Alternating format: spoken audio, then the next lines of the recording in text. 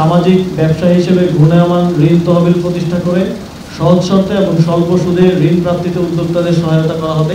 আমরা যুব ক্রীড়া মন্ত্রণালয় থেকে আজকে একটা গুরুত্বপূর্ণ নীতিগত চূড়ান্ত অনুমোদন পেয়েছে ক্যাবিনেটের।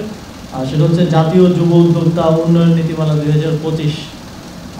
আমরা বিগত সময়ে দেখেছি যে এন্টারপ্রেনারশিপ নিয়ে অনেক বড় বড় আসলে ঢাকঢোল পেটানো হয়েছে, কিন্তু সেভাবে স্ট্রাকচারাল সেরকম কোনো কাজ আমাদের চোখে পড়েনি। যখন আমরা দায়িত্ব পাই তখন আমি ভেবেছিলাম যে এখানে হয়তো অনেক স্ট্রাকচারাল কাজ থাকবে যেটা আমরা হয়তো সামনে নিয়ে যেতে পারবো, কিন্তু সেরকম কিছুই পাইনি। এখনও যুব ক্রীড়া মন্ত্রণালয়ে উদ্যোক্তা বলতে সেই সেলাই মেশিন, তারপর পাটের বস্ত্র বানানো, সেটাকেই উদ্যোক্তা হিসেবে আসলে নেওয়া হয়, অথবা আমাদের উদ্যোক্তা মেলাগুলো যদি আপনারা দেখে থাকেন সেই আগের ইয়াতেই রয়ে গেছে। কিন্তু উদ্যোক্তা বিষয়টাতে এখন পুরো পৃথিবী জুড়েই একটা অন্য লেভেলে চলে গিয়েছে, এবং ইভেন আমাদের ছোট অনেকেও আছে যাদের ভালো ভালো স্টার্ট আপ আছে এবং এটা অন্য একটা লেভেলে আছে। সরকার এখান থেকে অনেক পিছিয়ে ছিল, সেই জায়গা থেকে আমরা এই উদ্যোক্তা নীতিমালা 2025 করা হয়েছে, যাতে করে এই এন্টারপ্রেনারদেরকে আমরা সহযোগিতা করতে পারি সেরকম একটা কাঠামো প্রস্তুত করার জন্য এই উদ্যোক্তা নীতিমালা করা হয়েছে। দেশে বিরাজমান সামাজিক, অর্থনৈতিক এবং পরিবেশগত চ্যালেঞ্জ মোকাবেলা করতে যুব সমাজের ক্ষমতায়ন, বাংলাদেশের কর্মক্ষম জনসংখ্যার তুলনায় কর্মসংস্থানের সুযোগের ব্যাপক ঘাটতি রয়েছে। প্রতি বছর প্রায় 22 লাখ তরুণ শ্রমবাজারে প্রবেশ করে, যার মধ্যে সরকারি বেসরকারি সহ বিভিন্ন খাত মিলিয়ে 12 লাখকেই আমরা কর্মসংস্থান দিতে পারি, প্রায় 12 লাখ। এই কারণে তরুণদের মধ্যে দক্ষতা ও সৃজনশীলতা বৃদ্ধি করে তাদের সফল উদ্যোক্তা হিসেবে তৈরি করা প্রয়োজন, আর সেজন্য তরুণদের উৎসাহিত এবং সহায়তা করার জন্য সরকার এই সংক্রান্ত নীতিতে গুরুত্ব দিয়েছে। এই নীতিমালার প্রধান কয়েকটা লক্ষ্য উদ্দেশ্য আমি একটু বলবো। সামাজিক, অর্থনৈতিক ও পরিবেশগত উন্নয়নের ক্ষেত্রে তরুণ উদ্যোক্তাদের অসাধারণ অবদানকে স্বীকৃতি দেয় এবং জাতি গঠনে এবং প্রান্তিক জনগোষ্ঠীর জীবন মান উন্নয়নে তাদের সম্পৃক্ততাকে উৎসাহিত করা।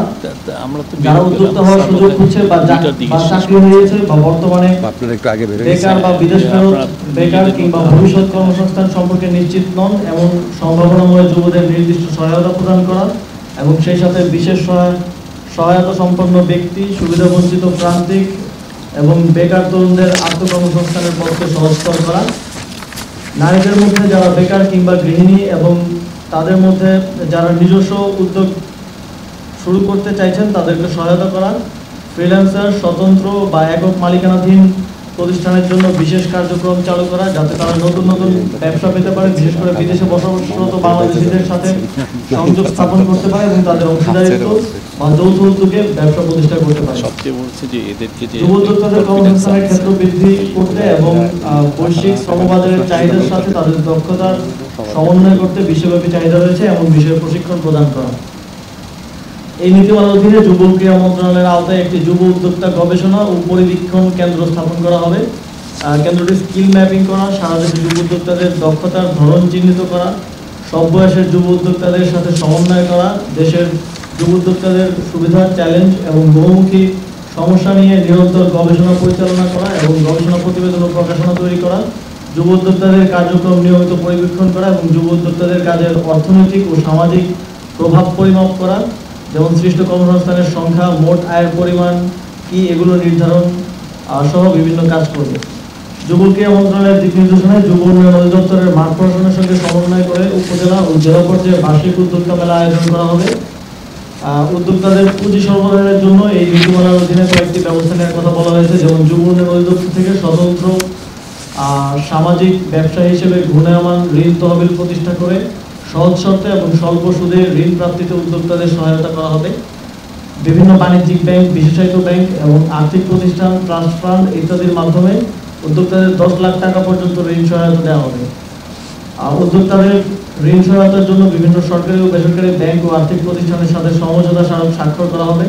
এছাড়াও উদ্যোক্তাদের পণ্য বা সেবা উৎপাদনের জন্য কাঁচামাল বা অন্যান্য পণ্য আমদানি প্রয়োজন হলে নির্দিষ্ট সময়ের জন্য কর ও শুল্ক অব্যাহতি দেওয়ার উদ্যোগ নেওয়া হবে।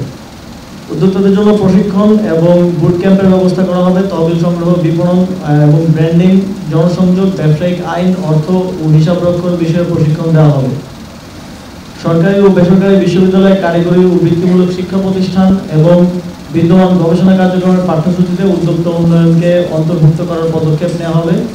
প্রচলিত প্রযুক্তি এবং সোশ্যাল মিডিয়া ব্যবহার করে সারা দেশের সকল উদ্যোক্তাদের একটি একক প্ল্যাটফর্মে আনার উদ্যোগ নেওয়া হবে। উদ্যোক্তাদের উদ্বুদ্ধ করতে এবং তাদের মধ্যে প্রতিযোগিতামূলক পরিবেশ সৃষ্টির লক্ষ্যে জাতীয়, জেলা ও উপজেলা পর্যায়ে যুব উদ্যোক্তা পুরস্কার প্রবর্তন করা হবে। সফল উদ্যোক্তা এবং বিনিয়োগকারীদের প্রতি বছর জাতীয়, জেলা, উপজেলা পর্যায়ে উদ্যোক্তা সমাবেশ আয়োজনের মাধ্যমে স্বীকৃতি দেওয়া হবে। এই নীতিমালা বাস্তবায়নের প্রাতিষ্ঠানিক ব্যবস্থাপনা কাঠামো তৈরি করা হয়েছে। জাতীয় পর্যায়ে এই নীতিমালা বাস্তবায়ন কার্যক্রম তদারকির জন্য যুব ক্রীড়া মন্ত্রণালয়ের উপদেষ্টা মন্ত্রী, প্রতিমন্ত্রীর সভাপতিত্বে একটি জাতীয় কাউন্সিল গঠন করা হবে এবং এই নীতিমালা বাস্তবায়নের জন্য যুব ক্রীড়া মন্ত্রণালয়ের সচিবের সভাপতিত্বে একটি স্টিয়ারিং কমিটি এবং যুব উন্নয়ন অধিদপ্তরের মহাপরিচালকের সভাপতিত্বে একটি বাস্তবায়ন কমিটি গঠন করা হবে এবং এগুলো জাতীয়, জেলা এবং উপজেলা পর্যায়ে এই কমিটিগুলো রেপ্লিকেট করা হবে।